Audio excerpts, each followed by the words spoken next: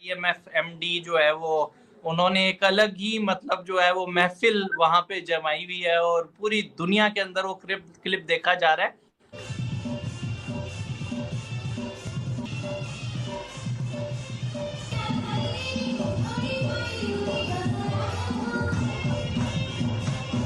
तो इंडिया के अंदर जो G20 कॉन्फ्रेंस हो रही है, इसका एक इम्पॉर्टेंट एंगल ये है कि मुस्लिम वर्ल्ड के लीडर्स को बुलाया गया है।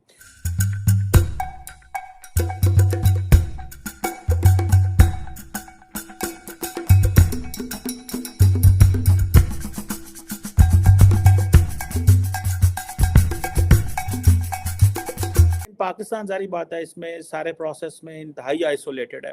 जैसे ही वो बीट्स के सामने आई, उन्होंने अपने ग्रुप से स्टार्ट कर दिए और फिर उन्होंने ऐसे किया और फिर वो आगे बढ़ी।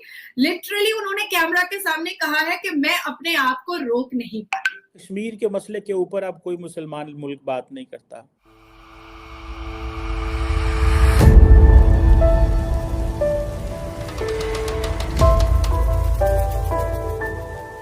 अभी G20 के दिन चल रहे हैं। आई वॉज एट दिल्ली, मैं 2 दिन पहले तक थी वहां पर और काफी जो इंतजाम थे, मतलब एलए फेल है, अभी दिल्ली के सामने एलए कुछ भी नहीं है। तो बहुत अच्छा भव्य तरीके से, बहुत जो हमारे कल्चर है, जो हमारे संस्कृति सिखाती है, जो हमारा सनातन धर्म सिखाता है, अतिथि देवो भव का जो हम बातें कहते हैं, आज वो भारत में दिख रहा है। अभी मैं एक क्लिप देख रहा था, बहुत ज्यादा वायरल हो रहा है। आईएमएफ एमडी जो है वो उन्होंने एक अलग ही मतलब जो है वो महफिल वहां पे जमाई हुई है और पूरी दुनिया के अंदर वो क्लिप देखा जा रहा है। उस बारे में क्या कहना चाहेंगी मैडम आप? ओह माय गॉड, आपको पता है जब भी हम इंडिया से या कहीं से भी जब हम दूसरी कंट्री जाते हैं तो जेट लैग का एक प्रॉब्लम होता है और थोड़ी सी थकावट होती है। पर आप देखो भारत के कल्चरल परफॉर्मेंस में कितनी ताकत है। भारत का कल्चरल परफॉर्मेंस जिस हिसाब से दिल्ली के कोने कोने में एयरपोर्ट से लेकर के, एयरपोर्ट के ग्राउंड से लेकर के, जो पूरे मतलब G20 का समारोह जहां पर हो रहा है वहां तक जो हो रहा है, ये अपने आप में एक बहुत बड़ी मिसाल है कि किस तरह से मतलब कल्चरल परफॉर्मेंस पे उन्होंने अपने आप को वो रोक नहीं पाई, अपने ग्रुप्स को वो रोक नहीं पाई। उन्होंने भी उनके साथ बिल्कुल अपने ग्रुप्स दिखाए हैं। भारत की बेटियों में ना आर्ट, कल्चर, संस्कृति, सिंगिंग का कला, ये सब बहुत ज्यादा होता है। तो संबलपुरी बीट चल रहा था और वो आई और जब उन्होंने वो बीट सुना है, एमडी है इंटरनेशनल मॉनेटरी फंड की, वो जैसे ही वो बीट्स के सामने आई, उन्होंने अपने ग्रुप से स्टार्ट कर दिए और फिर उन्होंने ऐसे किया और फिर वो आगे बढ़ी। लिटरली उन्होंने कैमरा के सामने कहा है कि मैं अपने आप को रोक नहीं पाई। ऋषि सोनक जी जब ग्रैंड एंट्री लेते हैं अपनी अर्धांगिनी के साथ, तो नमस्कार जय सिया राम बोलते हुए वो अपने एयरलाइंस की, अपनी फ्लाइट की सीढ़ियों से उतरते हैं और अपने शीश को झुका करके वो सबको जय सिया राम बोलते हैं, नमस्कार करते हैं। थोड़े से भावुक होते हुए एयरपोर्ट पे ऋषि सोनक जी दिखाई दिए हैं, क्योंकि उनके माता पिता की जन्मभूमि है ये भारत, और एक अलग लगाव होता है अपने माँ बाप से, अपने माता पिता से। इंसान अपने कर्तव्य के लिए, अपने काम के लिए दुनिया के किसी भी कोने में चला जाए, पर माँ बाप की जो जन्मभूमि होती है उससे एक अलग ही मोहब्बत होती है और ये भारत की संस्कृति में बहुत ज्यादा पाया जाता है। हमने कभी अपनी कल्पना ही नहीं की थी, हमने सोचा ही नहीं था कि भारत को पूरी दुनिया मतलब सर्वप्रथम और सर्वप्रिय रखेगी। आज अभी मैं आपको 10 मिनट पहले की एक बात बताऊंगी तो मतलब पूरा पाकिस्तान हिल जाएगा। अमेरिका के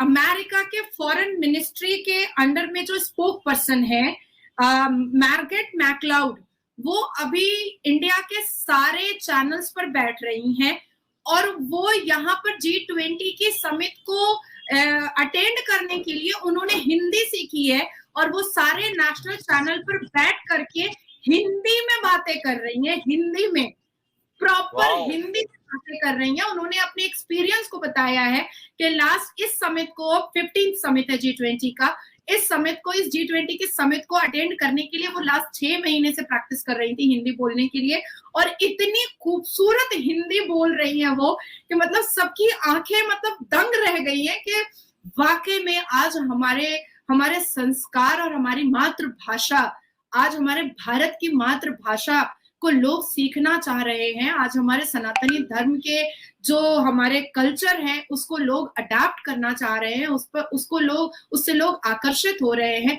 बहुत बड़ी बात है रजा हम लोगों के लिए। तो इंडिया के अंदर जो G20 कॉन्फ्रेंस हो रही है, इसका एक इम्पॉर्टेंट एंगल ये है कि मुस्लिम वर्ल्ड के लीडर्स को बुलाया गया है। एक तो जारी बात है, कुछ ममालिक तो G20 के मेंबर हैं, वो तो होंगे जारी बात है, लेकिन मोहम्मद बिन ज़ायद को इनवाइट किया गया है, प्रेसिडेंट सीसी ऑफ इजिप्ट को इनवाइट किया गया है, ओमान के जो डेप्टी वज़ीर आज़म हैं, डेप्टी प्राइम मिनिस्टर हैं असद बिन तारक बिन तैमूर अल सैद, उनको जो है वो इनवाइट किया गया है।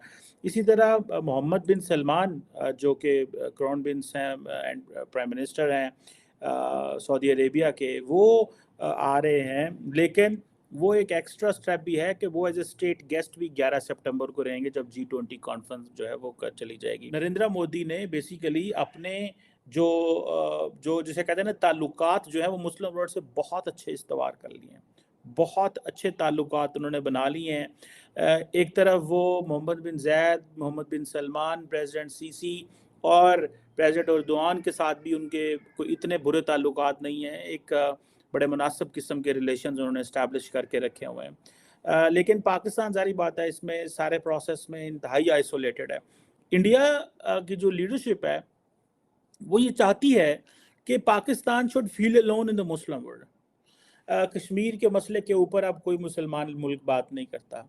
When it comes to India Pakistan bilateral relations, कल आपने सुना होगा जॉन किर्बी को नेशनल सिक्योरिटी स्पोक्स पर्सन है वाइट हाउस के, और उन्होंने कहा, सवाल किया गया कि आप पाकिस्तान और इंडिया के ताल्लुकात में कुछ करें, तो उन्होंने कहा जी हम तो कुछ नहीं कर सकते, ये दो समझते हैं बायलैटरल। तो मेरे ज़हन में ये सवाल आ रहा था कि अगर अमेरिका भी समझता है कि ये दोनों पार्टियां आपस में मसला हल करें, तो फिर अमेरिका की क्या इजारादारी है इंटरनेशनल रिलेशंस में, या उनका क्या इन्फ्लुएंस है इस तरह इंटरनेशनल रिलेशंस में, अगर वो इंडिया को ये नहीं कह सकते कि वो पाकिस्तान के पास साथ बैठे। लेकिन इंडिया ने उनको कह लिया। ट्रम्प इस केस में था। अब देखें मोहम्मद बिन सीसी जो है सॉरी ये जो इजिप्ट के प्रेसिडेंट हैं, आप उनको देखें, वो आए हैं, उन्होंने आके पहले भी उनको बड़ा प्रोटोकॉल दिया, अब फिर उनको प्रोटोकॉल है। इंडिया जो है वो इजिप्ट को यहाँ पे बुला के इंडिया ने बेसिकली एक बड़ा एक्स्ट्रा ऑर्डिनरी सिग्नल दिया है, और इससे सऊदी अरब भी खुश होगा, इससे अमेरिकन भी खुश होंगे कि इंडिया उन हमारे इत्तेहादियों के करीब जा रहा है जिनके हम करीब हैं। इंडिया आपको पता है यूएई को लेके पहले ही ब्रिक्स में चला गया।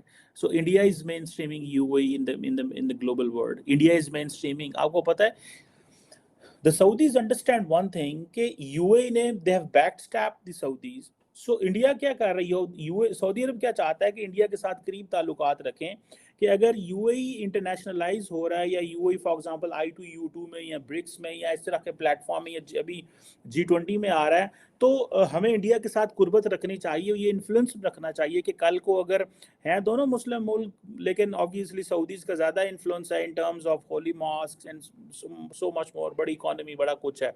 सो सऊदीज ये समझते हैं कि इंडिया के करीब होना चाहिए क्योंकि अमारातीज बड़े करीब हैं। सो वो पाकिस्तान फैक्टर जो माजी में हुआ करता था, वो फैक्टर इज मिसिंग नाउ। उस फैक्टर की कोई जिन्हों कहते हैं ना लेन देन कोई नहीं है। चंद्रयान 3 पे उन्होंने बड़ा प्रोटोकॉल दिया, उन्होंने इस चीज़ों पे बड़ा वो सारा किया कि भाई ये लोग जो हैं ये हमारे साथ किसी न किसी तरीके से अटैच हो जाए इंडिया। दूसरी तरफ अगर आप देखें ओमान, ठीक है जी, ओमान नॉर्मली इंडिया जो है वो उसके कोई रेगुलर इतने इनके अच्छे ताल्लुकात नहीं है, लेकिन G20 में उनको बुलाया बिकॉज इंडिया जो है और ओमान, इंडियन लेबर तो ओमान में बहुत ज़्यादा है, लेकिन उनको पता है कि ओमान एक न्यूट्रल सा मुल्क है, बड़ा रिच है, काफ़ी उनके पास पैसे पूसे भी हैं। अगले दिन हम देख रहे थे कि इंडियन नेवी के जो वॉरशिप्स हैं, शिप्स जो हैं, वो ओमानी जो पोर्ट्स हैं उसके ऊपर जी अचानक ही चले गए, मतलब दे वर पासिंग बाय, उन्होंने कहा इस्लाम दुआ करके टूर जाइए। सो इम्पॉर्टेंट मुल्क है ओमान भी, लेकिन मुस्लिम वर्ल्ड में इसलिए इम्पॉर्टेंट है क्योंकि ये इनकी पोजीशन बड़ी न्यूट्रल है। ये इजराइल और बाकी दुनिया मुस्लिम वर्ल्ड के दरमियान मेन स्ट्रीमिंग का भी रोल प्ले करते हैं, लड़ते झगड़ते नहीं हैं।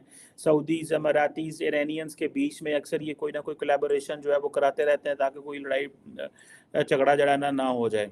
और सबसे ज़्यादा प्रोटोकॉल तो जारी बात है मोहम्मद बिन सलमान को दिया जा रहा है क्योंकि वो स्टेट विजिट भी होंगे 11 सितंबर को। G20 समिट के अंदर मोहम्मद बिन सलमान का आना इज समथिंग वेरी एक्स्ट्राऑर्डिनरी। ये सारे का सारा जो मिडिल ईस्ट है वो इंडिया को कल्चरली जानता है, लेकिन ये सारे के सारे जो अरब्स हैं they are consider India as a financial destination.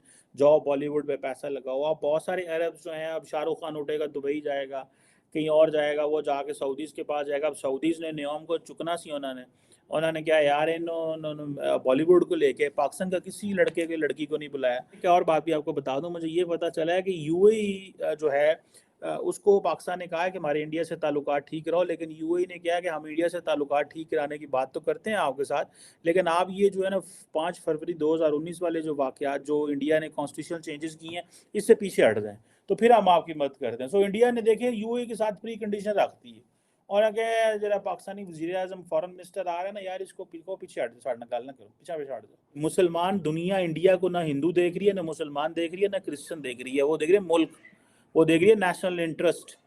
National interest is the most important thing in the country. So मैं समझता हूँ कि ये हम इस सारी स्टोरी में बहुत पीछे रह गए हैं। हमारा जरा ना मकू ने ठप देता है इंडिया ने, और वो ठपिया ना इस तरह है कि उन्होंने कुछ भी नहीं किया, उन्होंने अपनी स्ट्रेंथ दिखाई है। उन्होंने कहा पाकिस्तान को डिस्कस ही ना करो ना, डिस्कस ही ना करो।